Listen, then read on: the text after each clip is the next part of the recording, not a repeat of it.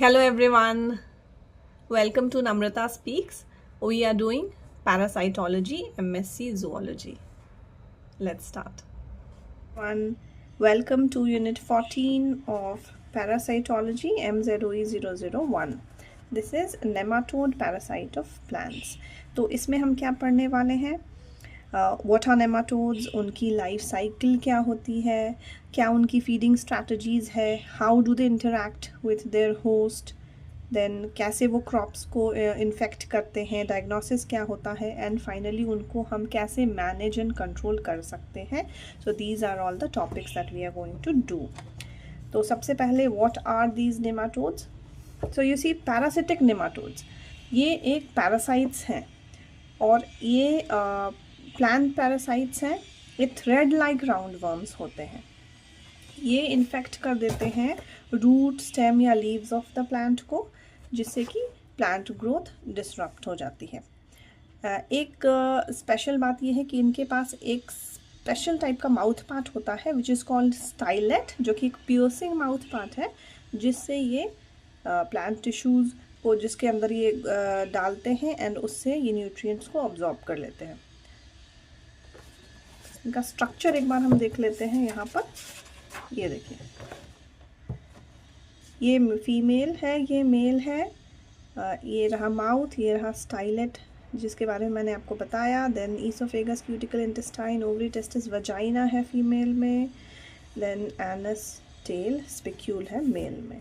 Okay, now let's quickly go to the life cycle. So life cycle involves all these stages. सबसे पहले देखते हैं adult, जो कि एक मैच्योर स्टेज है जो रिप्रोड्यूस करता है. नाउ फीमेल जो है, it will lay eggs either in the soil और plant tissue depending where it is staying. तो it can lay eggs in the form of egg mass also, many eggs collectively with a sticky material. First juvenile stage जो है वो egg के with in he develop हो जाता है. This is J1, first juvenile stage.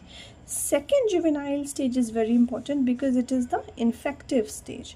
यहाँ पर ये वर्म एमर्ज करता है एग से and it invades the plant roots. Here you can see. Then this J2 grows and molds into J3. J3 grows and molds into J4 and then turns into an adult form.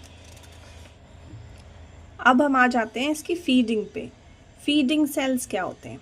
Feeding sales वो specialised sales हैं जो कि host plant में बन जाते हैं. कौन ये बना देता है? ये पैरासाइट नेमाटोड्स जो हैं वो ही बना देते हैं इनको, सेल्स को मॉडिफाई करके, सो दैट वो cells, feeding cells, become a continuous nutrient source for the nematodes.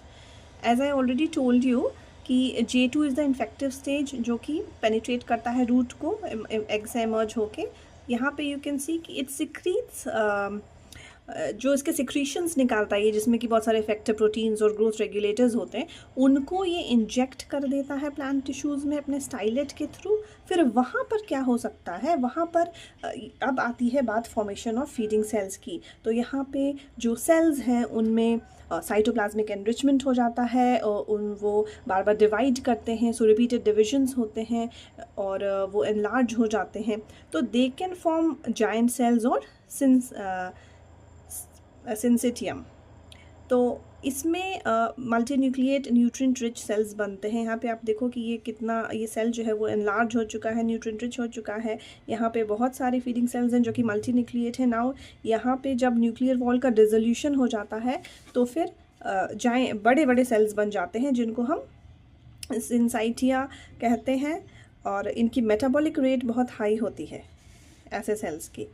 Giant sales हमें देखने को मिलते हैं मेलोइडोकाइन में, जो कि रूट नॉट नेमाटोड है, और सिंसाइटिया हमें देखने को मिलते हैं हेटेरोडेरा, जो कि एक सिस्ट नेमाटोड है. इसमें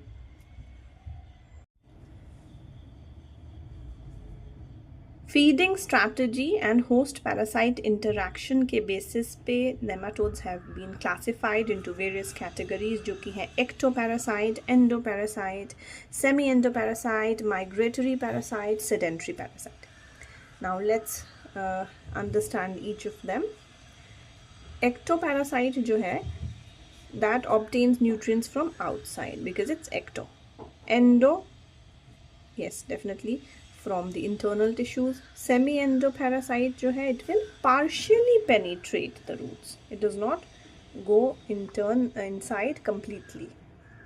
Migratory parasite ये क्या करेंगे कि they will move within the plant roots from one place to the other, or they may attack new roots also. So they are migratory. Sedentary means they go inside and then they become immobile, sedentary. तो ectoparasite जो है, so they obtain nutrients from outside, they don't enter, they have a stylet for piercing and absorbing nutrients. यहाँ पे बात आ जाती है formation of nerve cells की, जिससे वो फीड करते हैं एक्सटेंडेड ड्यूरेशन के लिए. I told you in some time back. इसके एग्जांपल्स क्या क्या हैं? ट्राइकोडोरस है और डोलिकोडोरस. ठीक है, ये क्या इनका डैमेज क्या होता है? लोकल नेक्रोसिस कर देते हैं. ये जहाँ पर भी ये अटैक करते हैं वहाँ necrosis, that is the death of tissues. Endoparasite, internal damage they cause because they move through tissues inside. They are inside the plant tissues. Syncytium formation, इसका एग्जाम्पल है Dictylanchus. सेमी एंडोपैरासिटिक मोड ऑफ जो इनका है nematodes का life का, उसमें क्या है? ये फीडिंग सेल्स बनाते हैं, पार्शियली पेनिट्रेट करते हैं रूट को. फीमेल जो है वो एग मास के फॉर्म में रूट के आउटसाइड में एग्स ले करती है. इसका एग्जांपल है रोटिलैंकस. यहाँ पर लोकल हाइपरट्रॉफी देखने को मिलती है. हाइपरट्रॉफी यानी कि एनलार्जमेंट हो जाता है वहाँ पे टिश्यूज़ का. माइग्रेटरी, ये नेक्रोसिस कॉज करते हैं. They enter and move with in tissues. तो इसलिए क्योंकि ये एक टिश्यू से दूसरे टिश्यू में जा रहे हैं, न्यू रूट्स को भी अटैक करें, so they cause enormous damage. यहाँ पे नेक्रोसिस हो सकता है, lesions, impaired nutrient uptake, wounds. और जब वूंड्स बन जाते हैं तो they may act as a site for infection by bacteria and fungus. तो वहाँ पे सेकेंडरी इन्फेक्शन होने के चांसेस भी हैं. रेडोफोलस एंड प्राटिलैंकस एग्जाम्पल्स हैं इसके. सेडेंटरी पैरासाइट, यहाँ पे ये J2 जो है वो मोबाइल स्टेज में है, इसने अटैक किया. देन J3 बना, ये सेडेंटरी हो गया. J4 भी सेडेंटरी है. यहाँ पे मेल और फीमेल में फीमेल जो है वो ग्रो करके एनलार्ज हो जाती है, मेल इज़ मोबाइल. उसके बाद फर्टिलाइजेशन से एग बना, फिर एग से J2 एमर्ज होता है विच इज़ मोबाइल. यहाँ पर भी आप देख सकते हैं ये लाइफ साइकिल दी हुई है. सेडेंटरी पैरासाइटिक नेमाटोड हेटेरोडेरा की लाइफ साइकिल है. यहाँ पे J2 which is mobile, then J3 and J3 male and female sedentary, then J4 male and female sedentary, then adult male female में female is sedentary but male is mobile, and then egg formation and J2 mobile stage. और हाँ, यहाँ पर ये जो sedentary वाले हैं ये अंदर पहुँच के रूट के टिप से एंटर करते हैं, अंदर जाते हैं वैस्कुलर टिश्यूज़ के पास, वहाँ पे फीडर सेल का फॉर्मेशन हो जाता है. सेडेंट्री रहते हैं ये दो टाइप के से ये फीडिंग स्ट्रैटेजी है इनकी. मेलोइडोगाइन जो है which is root knot nematode giant cells बनाता है, एंड हेट्रोडेरा जो है वो सिंसाइटिया या गॉल्स सिस का फॉर्मेशन करता है. यहाँ पे डायग्राम भी आप देख सकते हैं बुक में, पेज नंबर 147 पे ये डायग्राम है. यहाँ पे देखिए ectoparasite, then this is endoparasite migratory, keeps on moving. यहाँ पे सेडेंट्री पैरासाइट है जो कहाँ तक पहुँच चुका है? वैस्कुलर टिश्यूज़ के पास, और वहाँ जाकर के ये सेडेंट्री हो गया है. इसका एग मास या तो इनसाइड हो सकता है इसके बॉडी की, attached to the body.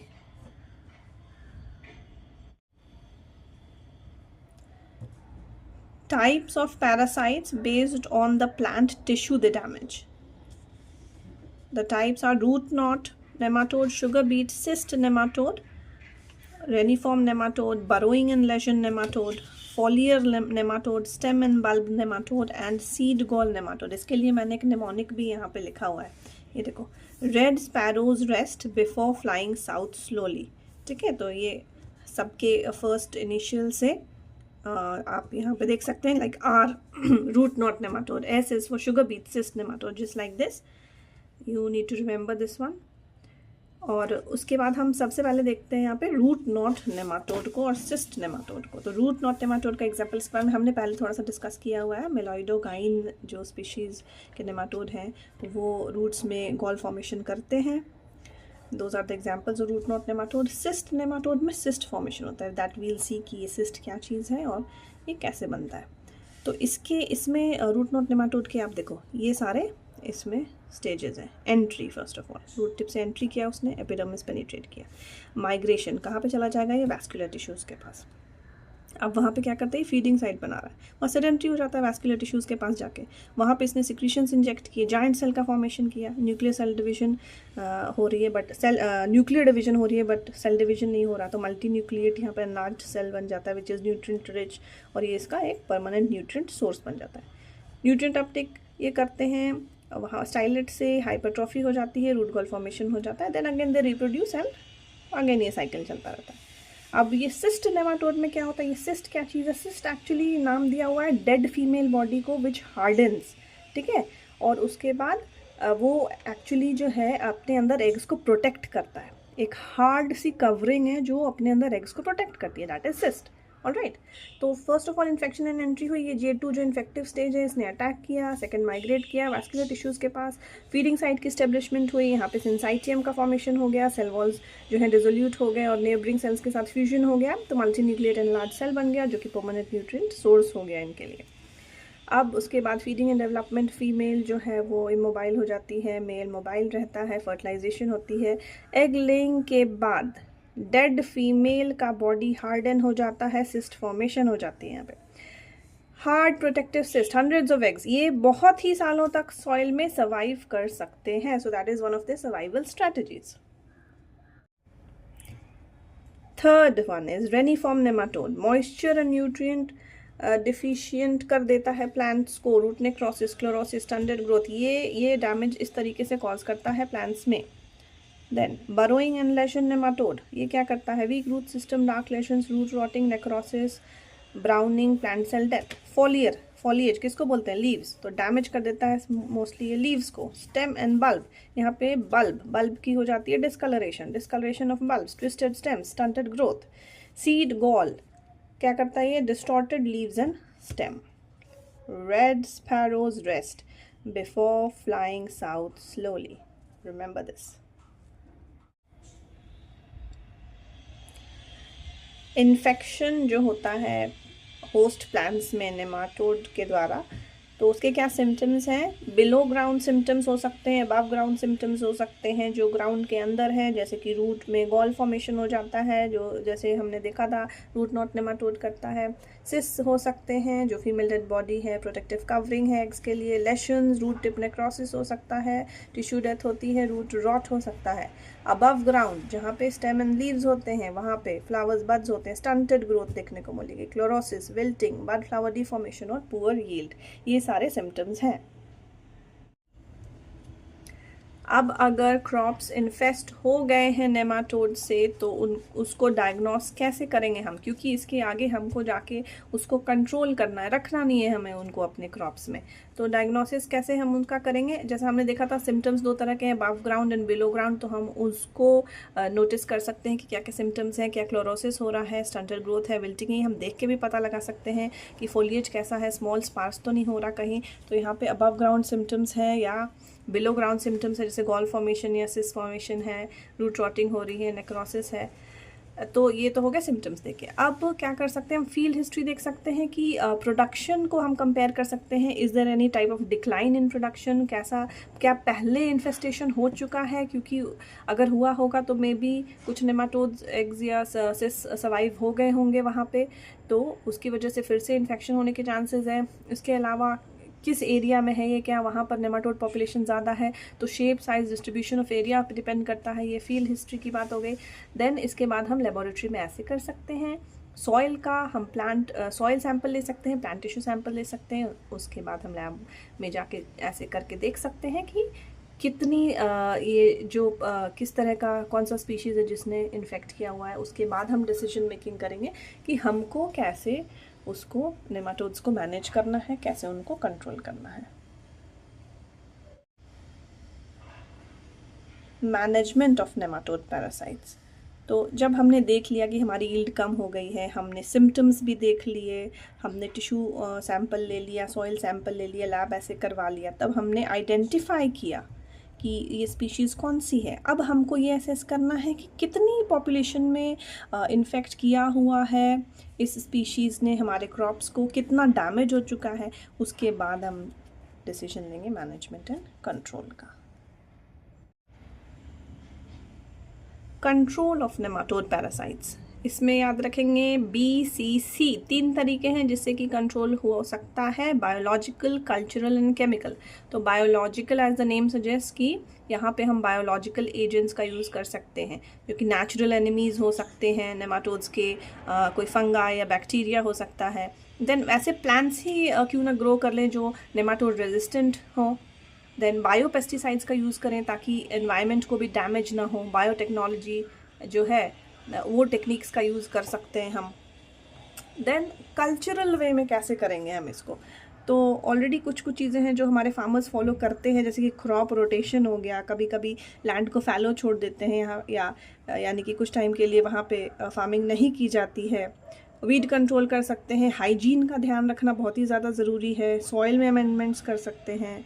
Then flooding करके छोड़ सकते हैं, वाटर लॉगिंग करके वहाँ पर, सो दैट उसके सब नेमाटोड्स जो हैं वहाँ से उनको हटाया जा सके, वो सब मर जाएं।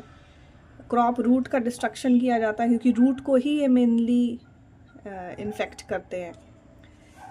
केमिकल वेज क्या हो सकते हैं कंट्रोल के, तो 2 तरीके से यूज़ होता है यहाँ पे केमिकल, गैशियस फॉर्म में या फिर नॉन फ्यूमिगेंट्स। तो गैशियस वाले तो गैस फॉर्म में हैं, वो बहुत ज़्यादा इफेक्टिव होते हैं। नॉन फ्यूमिगेंट्स जो होते हैं दे कैन बी सॉलिड और liquid, they are less effective. Gaseous के एग्जाम्पल्स क्या क्या हैं देख लो यहाँ पे। टेलोन 2 है, क्लोरोपिक्रिन टीयर गैस है, मिथाइल ब्रोमाइड, ठीक है। नॉन फ्यूमिगेंट्स नेमाकर एंड टेमिक नाम से अवेलेबल है। तो एडवांटेजेस क्या है केमिकल के, फास्ट एक्टिंग होता है ये, इफेक्टिव भी है, इजीली आप इसको अप्लाई कर सकते हैं, एक साथ लार्जर एरियाज़ पे ये अप्लाई हो सकता है। बट इसके डिसएडवांटेजेस भी हैं क्या क्या, क्योंकि ये टॉक्सिक है बहुत ज़्यादा। तो ये नॉट ओनली जो इसके टारगेट नेमाटोड्स हैं उनको अटैक करेगा, मे बी अदर ऑर्गेनिजम्स को भी अटैक कर दे। देन फार्मर्स जो यूज़ करेंगे ये केमिकल्स, उनके लिए हज़ार्डस हो सकता है।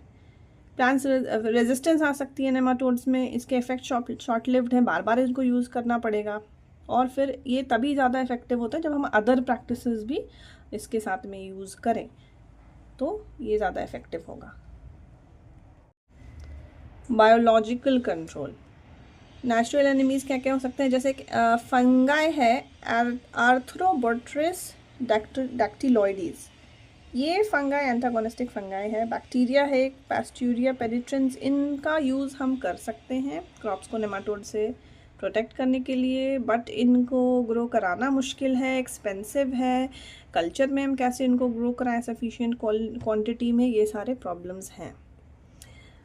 अब सेकंड ऑप्शन ये हो सकता है कि हम नेमाटोड रेजिस्टेंट प्लांट्स ही बना लें। तो इसमें क्या है कि जिन प्लांट्स के पास नेमाटोड रेजिस्टेंट जीन्स हैं, इनको हम जो स्पीशीज़ कल्टीवेट कर रहे हैं उसके साथ उसका क्रॉस कराएं, बट ये प्रोसेस लेंदी है। अब इसमें हमको पहले फाइंड आउट करना पड़ेगा कि कौन कौन से रेजिस्टेंट वैरायटीज़ है, तब हम क्रॉस करा सकते हैं। अच्छा, ऑल्दो ये काफ़ी मतलब इसमें ज़्यादा एक्सपेंस तो आता नहीं है इस मेथड में। अभी तक जो रेजिस्टेंट वैरायटीज़ हम लोगों ने बनाई हैं वो हैं tomato, potato, soybean. Next is biopesticide का यूज़ कर सकते हैं। तो यहाँ पे ये एडवांटेजेस इसलिए हो जाता है क्योंकि ये बायोडिग्रेडेबल है, नॉन टॉक्सिक है, पेस्ट स्पेसिफिक भी होता है ये। जैसे बैक्टीरिया में सूडोमोनास है, बैसिलस thuringiensis है। प्लांट एक्सट्रैक्ट्स यूज़ किए जा सकते हैं, जैसे नीम के एक्सट्रैक्ट्स यूज़ होते हैं। Alkaloids, phenolics, thiophenics, fatty acids का यूज़ किया जाता है as biopesticides.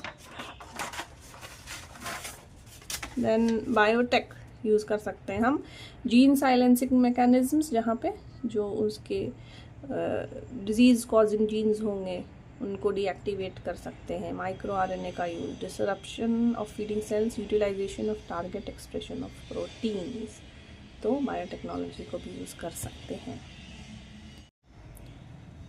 Cultural control, crop rotation, तो अगर हम क्रॉप ए बार बार फार्म अगर हम लगा रहे हैं तो उसमें नेमाटोड पॉपुलेशन क्या होगा, इंक्रीज़ होता चला जाएगा। तो हमको क्या करना है, हमने एक बार अगर क्रॉप ए लगाया तो फिर हम क्रॉप बी बीच में अगर लगाते हैं तो ये नॉन होस्ट है अगर, तो ये इंटरप्ट कर देगा उसके रिप्रोडक्टिव साइकिल को। इस तरह से हम पॉपुलेशन को डिक्रीज़ करा सकते हैं। अब ये तो तभी पॉसिबल, इसकी लिमिटेशन क्या हुई, ये तभी पॉसिबल है जब कि उसका होस्ट रेंज नैरो हो। अगर वो बहुत सारे प्लांट स्पीशीज़ पे अटैक कर सकता है then it will be difficult to control. इसका एग्जांपल है शुगर बीट सिस्ट नेमाटोड। वो उसको इस मेथड से हम कंट्रोल कर सकते हैं। Crop root destruction mostly affect the roots, nematodes mostly affect the roots, इसलिए अगर हम रूट्स को डिस्ट्रॉय कर दें आफ्टर हार्वेस्टिंग तो इसकी पॉपुलेशन को हम उस एरिया में कम कर सकते हैं। Flooding, maintaining flooded field for several weeks, या फिर फ्लडिंग ड्राइंग को ऑल्टरनेट करके भी इसको कर सकते हैं। यहाँ बस ये ध्यान रखना कि वाटर जो है वो कंटामिनेटेड ना हो। फैलोइंग, लीविंग द लैंड फैलो, जब high vulnerable stages of life cycle होता है हॉट एंड ड्राई वेदर, तो उस टाइम अगर हम लैंड फैलो छोड़ देते हैं तो वहाँ पर भी ये नेमाटोड्स मर सकते हैं। वीड कंट्रोल कर सकते हैं क्योंकि नेमाटोड्स जो है, पैरासाइट्स जो है वो वीड्स पे भी फीड करते हैं।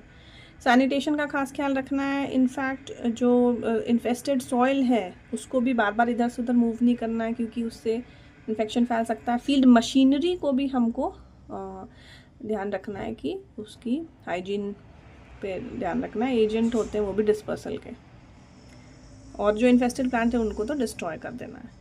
सॉइल अमेंडमेंट्स, यानी कि अमोनिया अगर सॉइल में डालें तो उसका पॉपुलेशन नेमाटोड्स का कंट्रोल किया जा सकता है। फर्टिलाइजर्स, कंपोस्ट, ग्रीन मैन्योर हम यूज़ कर सकते हैं। फिजिकल मेथड्स क्या हो सकते हैं, जैसे हीट स्टीम फ्लड का यूज़ होता है ग्लास हाउसेस में। नर्सरी से ही जब ला रहे हैं तो नेमाटोड फ्री नर्सरी रखें ताकि वो प्लांट्स इनिशियली ही नेमाटोड फ्री हों। रूट कटिंग्स ऑर्नामेंटल प्लांट्स के लाएं। देन पॉट्स को बेंचेस पे रखें, फ्यूमिगेशन करें। ये फिजिकल मेथड्स हो गए। Thank you for watching.